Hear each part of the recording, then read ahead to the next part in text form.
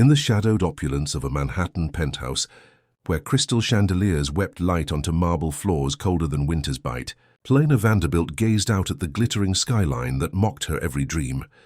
Born into a fortune that could buy empires, she had entered the world with legs that refused to bear her weight, a cruel twist of fate that no amount of specialists, experimental therapies, or whispered prayers could unravel. At 22, she was a porcelain doll in a gilded cage, her wheelchair a throne of isolation, her laughter a rare bird that fluttered and died in the vast emptiness of her days.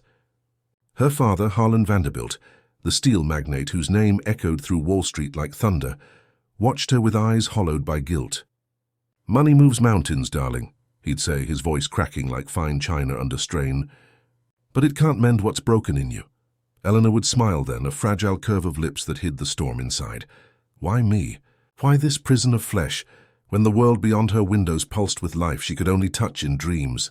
Harlan's empire sprawled from the Hudson to the Pacific, but his heart anchored in that penthouse, orbiting Elena like a weary moon. He spared no expense. Private jets to Zurich for stem cell trials, bespoke wheelchairs carved from Italian ebony, even a rooftop garden where exotic blooms whispered promises of miracles.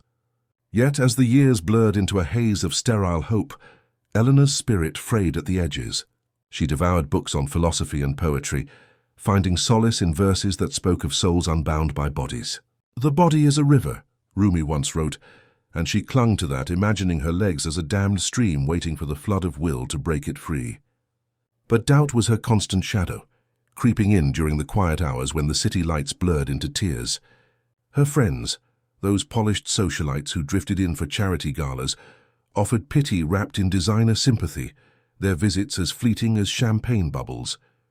"You're so brave, Elena," they'd coo, but their eyes darted away, uncomfortable with the raw edge of her reality. Bravery, she thought bitterly, was just a polite word for endurance.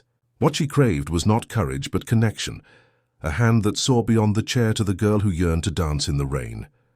It was on one such rain-lashed afternoon, when the sky over Central Park wept in sympathy, that Alex Rivera stumbled into her world. A boy of 19 from the cracked sidewalks of the Bronx, Alex was all lean muscle and quiet fire, his hands calloused from hauling crates at the Vanderbilt warehouse down by the docks. His family scraped by in a walk-up that smelled of yesterday's beans and tomorrow's worries. His mother a seamstress, with fingers like lightning, his father lost to the bottle years before. Education was a luxury Alex traded for survival. He dreamed of college, of becoming an engineer who built bridges instead of breaking his back loading them. That day, Harlan had dispatched him to the penthouse with a forgotten blueprint from the office, a menial errand for a kid who blended into the shadows of the elite. Soaked to the bone, Alex rode the elevator up, his sneakers squeaking on the polished floor, heart pounding like a drum in a storm. The doorman had eyed him like a stray dog, but Alex straightened his threadbare jacket and knocked, clutching the rolled paper like a talisman. Elena answered the door herself that afternoon, a rare defiance against the hovering staff. She wheeled forward, her emerald eyes sharp with curiosity, taking in the dripping boy who looked as out of place as a wildflower in a vase of hothouse roses. "You must be lost," she said, her voice a melody laced with amusement. Alex blinked, water pooling at his feet, and thrust out the blueprint. "Mr. Vanderbilt's orders, miss." "From the warehouse?" She tilted her head, studying him, not with the pity she knew so well, but with the keen interest of someone spotting a puzzle worth solving. "Come in before you flood the foyer." "I'm Elena." He hesitated, then stepped inside, the warmth of the penthouse wrapping around him like an unfamiliar embrace. As he handed over the paper, their fingers brushed, and in that fleeting touch something stirred.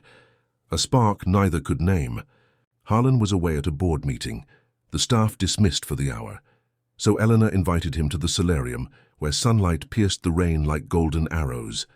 "Tell me about the docks," she said, pouring him tea from a silver service that could feed his family for a month. Alex, unused to such gentleness, spoke haltingly at first.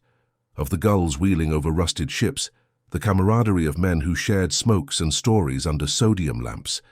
For the first time in years, Elena laughed, not the polite trill for galas, but a full, unguarded cascade that made Alex's cheeks flush deeper than the chill outside. Their meetings became a secret rhythm, woven into the fabric of Elena's days, like threads of unexpected color.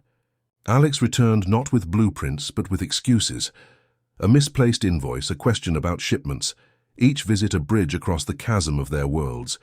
He brought her fragments of his life, a smooth river stone from the Bronx's polluted shores, a dog-eared copy of The Alchemist with margins alive with his scribbled dreams.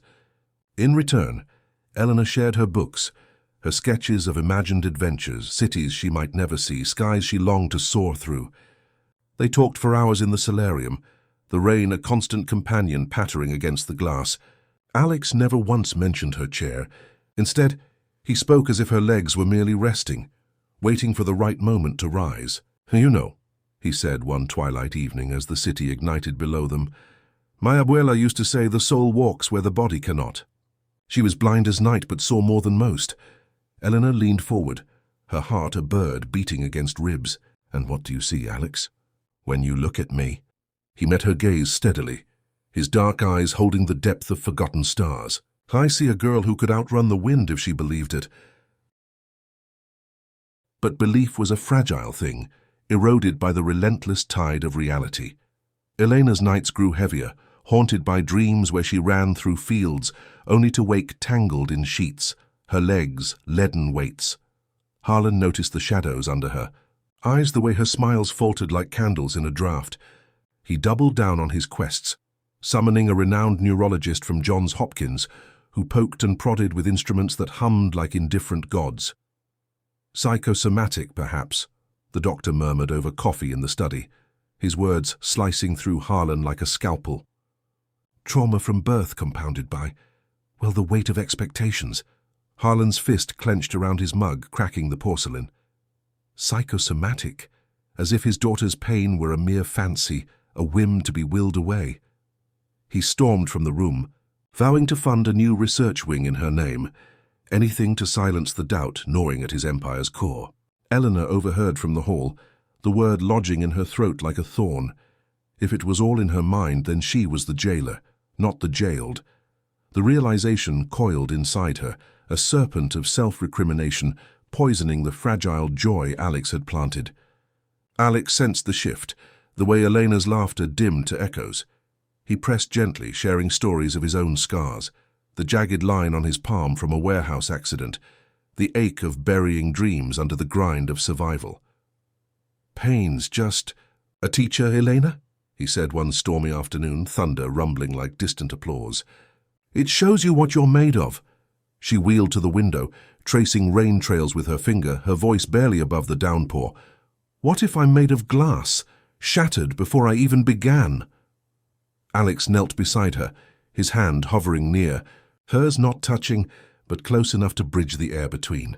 "Then you're stained glass, Milus, beautiful in the breaking, letting light through where stone would block it." For a moment hope flickered, but it guttered when Harlan announced a gala, a lavish fundraiser for paralysis research, disguised as Elena's coming-out soiree. "It'll be your night," he promised, oblivious to the dread pooling in her chest. The event loomed like a guillotine, a parade of silk and sympathy, where she'd be the tragic centerpiece, her chair a spotlight on her stillness.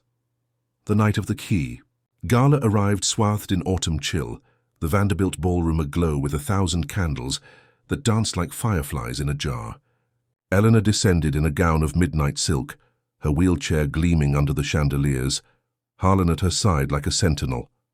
The elite swirled around them, senators with practiced smiles, heiresses dripping in diamonds, each offering toasts that tasted of ash. "To Elena, the unbreakable spirit," one pronounced, clinking glasses that echoed her isolation. She nodded through it all, her smile a mask cracking at the seams, until the weight became unbearable. Slipping away to the terrace, she gulped the crisp air, tears hot on her cheeks. Below, the city thrummed indifferent, a vein of light pulsing through the dark. That's when Alex appeared, uninvited and out of place in his borrowed tuxedo, the jacket straining at his shoulders like a second skin. He'd heard of the gala from warehouse whispers, hitched a subway ride on a prayer compelled by a pull he couldn't name. "You look like a queen," he said softly, stepping into the shadows, "but queens don't cry alone." She turned, surprise melting into raw need. "What are you doing here?" This isn't your world." Alex shrugged, the city lights etching gold in his eyes. "Worlds are just lines we draw. Tonight I'm crossing one for you." They talked as the party murmured behind them about fears unspoken, dreams deferred. Elena confessed the doctor's words, the shame of a body betraying a mind that screamed to run. Alex listened, his silence a balm, until an unexpected gust whipped the terrace doors open, scattering programs like fallen leaves. In the chaos, a forgotten guest's coat tumbled over the railing, fluttering toward the abyss below. Without thinking, Elena lunged forward in her chair, her arms outstretched, instinct overriding paralysis. Her wheels caught on the slick stone, tipping perilously, and for a heartbeat the world tilted into vertigo. Alex dove, catching the armrest, pulling her back with a grunt that echoed his fear. But in that suspended second, as gravity clawed at her, Elena's legs spasmed, not in weakness but in fierce, involuntary life. Her toes curled against the chill, gripping the footrest as if anchoring to earth itself. She gasped, staring down at them, willing them to move again. They didn't, not yet, but the possibility bloomed like a secret flame. That night marked the first turn, a whisper of truth amid the thunder. Alex didn't speak of it immediately. Instead, he became her shadow in the days that followed, gentle as dawn. He researched in stolen library hours, old medical journals borrowed from a sympathetic nurse at the free clinic, tales of hysterical paralysis born from grief. Elena's birth had been shadowed by tragedy. Her mother, Isabella, lost to complications mere hours after delivery, her final words a fevered plea to Harlan. "Tell her she's whole. Don't let fear steal her steps." Harlan, drowning in his own sorrow, had buried the story, shielding Elena from the weight of loss. But Alex unearthed it in a dusty Vanderbilt archive, a yellowed birth record tucked in a ledger, Isabella's note scrawled in looping script. "My love, our girl carries my fire. Let her feel it in her feet." The truth crashed over him like a wave. Elena's. Paralysis wasn't fate's iron decree, but a scar woven from unspoken mourning, a body's rebellion against a heart too tender for the void left by a mother's absence. He carried the note to her one crisp October morning, the park below the penthouse ablaze in reds and golds that mirrored his resolve. Elena read it in the solarium, her fingers trembling, tears carving rivers down her face. All this time, it was her I was afraid to lose. Not just her, but the me she dreamed I'd be. Alex knelt again, this time taking her hands in his, rough palms cradling silk-soft skin. "You're not lost, Elena, you're found, in the stories she left, in the steps you haven't taken yet. But you can't walk them alone." The realization deepened, a profound pivot. Her healing wasn't in machines or money, but in the messy grace of shared vulnerability. For weeks they worked in quiet conspiracy, Alex wheeling her to the park's hidden paths, where fallen leaves muffled their whispers. He told her of his abuela's rituals, simple acts of faith, pressing bare feet to earth, murmuring affirmations like prayers. Elena tried, her legs numb sentinels at first, but inching toward response with each touch of soil, each laugh they coaxed from hidden places. The climax built like a symphony swelling to crescendo, on a day when winter's first snow dusted the city in fragile white. Harlan, sensing the shift in his daughter, a lightness in her eyes, a hum in her stepless gait, had planned a family retreat to their Adirondack lodge, a wood-beamed haven where Isabella had honeymooned. Eleanor invited Alex, her voice steady as steel. "Come, witness what love can build." The drive north wound through forests skeletal and stark, the air sharp with pine and promise. At the lodge, firelight danced on log walls, and Harlan, ever the protector, thawed under Alex's unassuming warmth, sharing cigars and stories of bootstraps pulled from mud.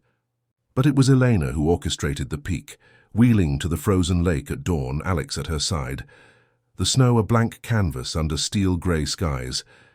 "Mother's note," she said, unfolding it like a map to buried treasure. She said, "Feel the fire." "But fire needs air." "Needs you." Alex nodded, his throat tight, and together they fashioned a rite from memory and hope. He lifted her from the chair, cradling her as if she were light as thistledown, her legs dangling like pendulums over the ice. "Breathe with me," he whispered, his voice an anchor, Inhale the fear. Exhale the lie that you've been broken. She did, lungs filling with cold clarity, and in that suspended breath, the truth ignited. Her right foot brushed the snow, toes splaying against the chill, not spasm but intention. A ripple traveled up her calf, a tremor of awakening, and then, with a cry that shattered the morning quiet, her left leg followed. She stood, shaky as a fawn clinging to Alex's arms, but stood, the ground solid beneath her, the world tilting upright for the first time. Tears froze on their lashes as she took a step, then another, Alex's hands steadying until they weren't needed. Harlan burst from the lodge at the sound, his roar of joy echoing off the pines, collapsing to his knees in the snow as Eleanor ran, awkward, joyous, alive, into his embrace. In that moment, compassion crested like a wave. Not just Alex's selfless uncovering, his nights poring over faded ink for a girl he'd only just met. Not Harlan's fierce, flawed love that had built walls instead of wings. But the profound generosity of humanity itself, the way one soul's truth could unlock another's chains. Alex stepped back, his own eyes glistening, content in the shadow of her light. "See," he murmured to the wind, "oh, you were always whole." As spring unfurled its green manifesto over the city, Eleanor Vanderbilt walked the streets she once only dreamed of, down Fifth Avenue with its bustle of strangers who smiled at her stride, through Central Park, where cherry blossoms confettied the paths. She founded a foundation not for cures bought with billions, but for stories unearthed. Support groups where the hidden griefs of illness were voiced, therapies blending medicine with the soul's quiet wisdom. Harlan, humbled and healed, stepped back from boardrooms to mentor boys like Alex. Scholarships seeded in warehouses, dreams funded from the fortune that had once felt like a curse. And Alex. He enrolled at City College, his hands now sketching bridges that spanned not just rivers, but divides of class and chance, Elena at his side as partner in every blueprint. In the end, the truth Alex discovered wasn't etched in paper or diagnosis, but in the beating heart of connection, the radical act of seeing someone fully, of offering your light without tallying the cost. It's a truth as old as humanity, yet as fresh as first snow. That kindness is the key to locked doors, selflessness the spark that sets spirits free. We are all in our fractures and finery, rivers dammed by doubt, waiting for a hand to help us flow. And when that hand extends, from the poor boy to the millionaire's daughter, from stranger to soulmate, we remember the greatest wealth is not in vaults, but in the courageous step toward one another. So walk, dear reader, whatever your legs may carry, and know that in every truth shared, hope rises unstoppable as dawn.